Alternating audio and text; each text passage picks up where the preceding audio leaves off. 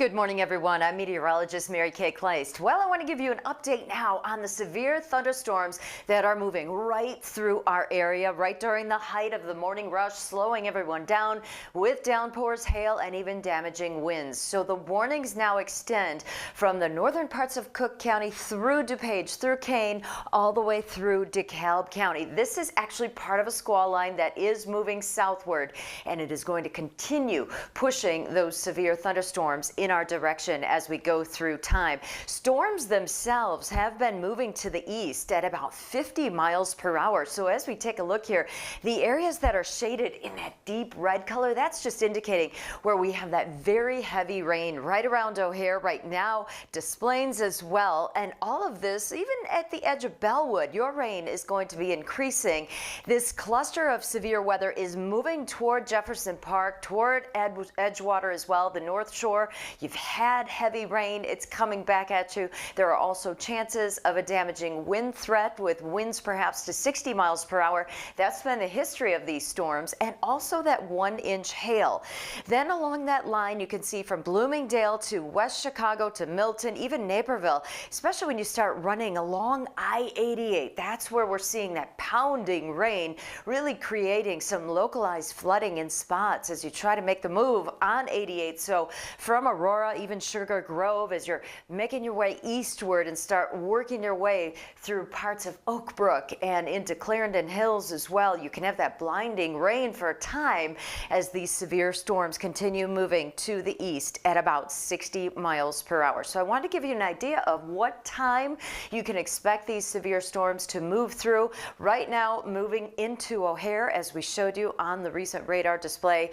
As they move eastward, prepare for those wind gusts to 60 miles per hour and that hail to 1 inch. So Humboldt Park, probably 7:45, then into the city of Chicago, Midway as well. Those will be areas that will be hit. Chicago probably about 7:53 if these storms stay on track.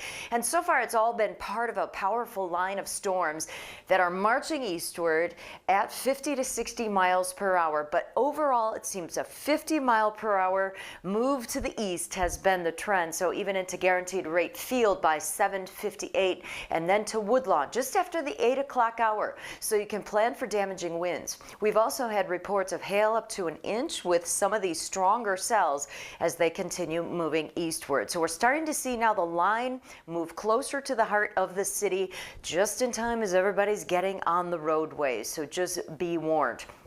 I want to widen it out too so you can see how this line taking shape, really targeting Chicago now as this line of severe thunderstorm activity leans into the city. You can see the shaded area in pink around the region as well. That is a severe thunderstorm watch that is in effect for all of northern Illinois, northwest Indiana. That's until 11 o'clock this morning, just because we are tracking this line of intense thunderstorm activity. Right now over O'Hare, where we are holding at 78 degrees. So in Ottawa, you're going to see these storms move in for you soon. 77 there. DeKalb, very heavy rain. Rochelle, 72. It is 78 degrees in Joliet. Not quite to you yet, but we are seeing this whole line move through.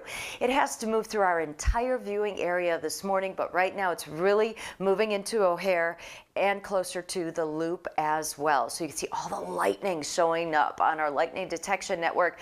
So an incredible amount of lightning, some very heavy rain, also that damaging wind threat with winds to 60 miles per hour and hail to 1 inch. So storms are firing, moving through. I think this display is excellent. It shows how even up through Milwaukee to the Quad Cities, you see this line of active weather. It's all moving through and really meeting that unstable air mass that's in place across Chicago. The heat, the humidity, it's all available to continue this storm threat. We keep an eye on too from our friends in the meteorology department at the NIU campus. We appreciate them sharing their camera network with us because you can see how ominous it can look. We've seen a lot of storm pictures coming into our newsroom. We'll be sharing those with you throughout the day.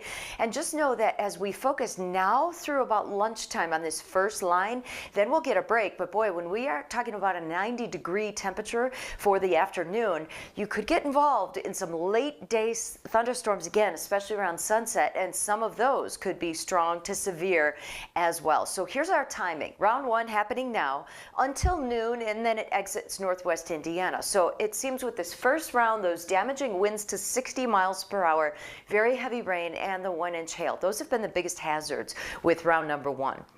And then as we track round number 2 coming after 4 o'clock today, that round could bring hail, wind, and even a few isolated tornadoes as well.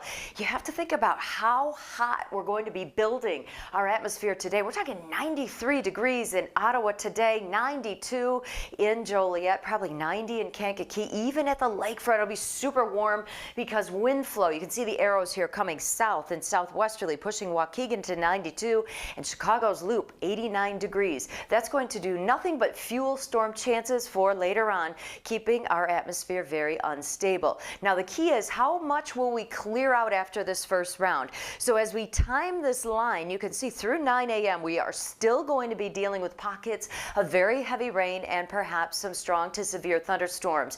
And then as we step through time at 11 a.m., I-80, places to the south, northwest Indiana, that's when it's your turn for this whole squall line to move through. Then at noontime, we finally can take a break. Now, it depends how much cloud cover we can break up as that heat builds into the afternoon, because then we have to start watching from the west all over again as more storm activity may form. As you can see, though, model's not getting a good handle on it at this hour just because we're dealing with so much rain and thunderstorm activity already. But we know with the heat that's coming this afternoon, our atmosphere is very unstable to perhaps have some active evening weather all over again. So it's a steamy, stormy day, 90 degrees for our afternoon high. As we get into tonight, we're looking at 71 degrees, so super muggy for us. That evening storm threat still with us. And then as we extend it out, you can see we put another alert tab on Friday for the afternoon, because I do think that we could see some active storms coming in our direction, and those could linger into the very early parts of Saturday morning. So here's a last look at where we have those warnings right now. All of the counties that are shaded in that orange color, including the northern parts of Cook County back into DeKalb County. That's right along that squall line as it's moving eastward. So the severe thunderstorm warning for Cook County until 7:30 this morning, until 7:45 for DuPage and Kane, and also 7:15 for DeKalb and for Lee. So keep it here on the stream. We're going to keep jumping in as these warnings start closing in on the city. But for now, I'm meteorologist Mary Kay Kleist.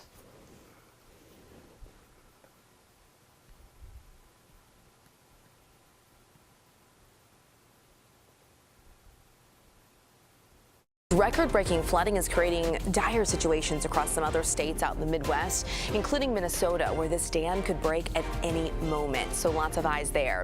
And a family is now suing NASA, saying this piece of junk fell right through their roof. Why the space agency says, yes, that is their stuff.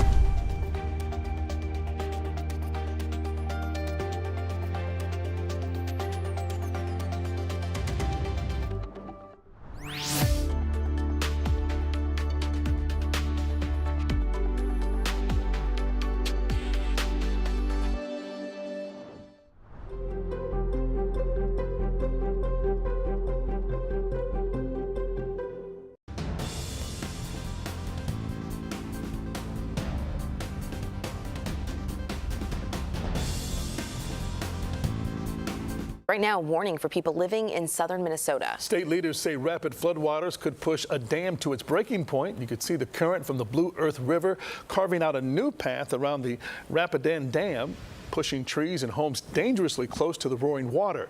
The river is expected to crest just below major flood stage this morning. However, so far there have not been any mandatory evacuations. We have about 18 inches of rain over the last couple of weeks. What's happened is we've inundated the ground. There's nowhere for it to go. Heavy rain is also being blamed for flooding across Iowa and South Dakota. Iowa Governor Kim Reynolds has declared a disaster emergency for 21 counties. WikiLeaks founder Julian Assange has pled guilty to violating the Espionage Act and then will walk free. Prosecutors have been trying to get Assange back on American soil after he revealed state secrets about America's wars on his website. CBS News' Jared Hill explains the plea deal. Video from WikiLeaks appears to show founder Julian Assange's journey from the UK to the Northern Mariana Islands, a U.S. territory about 3,000 miles north of his home in Australia. Assange is expected to plead guilty tomorrow to one count of espionage for his role in one of the biggest leaks of classified information in recent U.S. history. U.S. prosecutors are giving him credit for serving a little more than 5 years behind bars in London. He would have faced life in prison if convicted of 18 counts, most under the Espionage Act, for conspiring with former Army intelligence analyst Chelsea Manning to steal classified documents relating to the Iraq and Afghanistan wars in 2010. I think one takeaway here is that the U.S. government takes this situation seriously and that they tried very hard for years to extradite him to the U.S. Assange supporters are cheering news of the plea deal. This is the first time in the 100-year history of the Espionage Act that a journalist or someone committing journalism, someone engaging in journalistic act, has been prosecuted under the Espionage Act for essentially receiving information and communicating information. Assange's legal trouble started in 2012 when he fled to the Ecuadorian embassy in London to escape extradition to Sweden, accused of rape and sexual assault. The charges were dropped, but he stayed at the embassy for 7 years. During that time, WikiLeaks released thousands of emails stolen from the Democratic National Committee. In 2019, Ecuador expelled Assange from the embassy, and the UK sentenced him to 50 weeks in jail for breaching bail conditions related to the rape inquiry. Jared Hill, CBS News, New York. Jared, thank you.